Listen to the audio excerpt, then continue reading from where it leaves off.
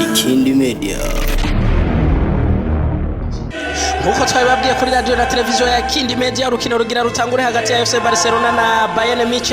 Kuri mikoro muri kumwe na Bakame. Inge turabe refani Real Madrid, urukino rwatanguye. Rimwe kabiri gatatu, inge turabe Bayern shoot goal, igitsindo cya mbere cya Bayern Munich. Inge turabe kabiri gatatu hano Barcelona n'ivyasame.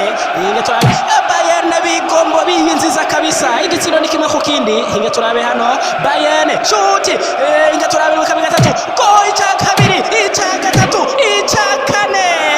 Igice cya mbere cy'urukino kirarangiye hano. Igice cya kabiri cy'urukino gitanguye, FC Barcelona igombora na Suarez.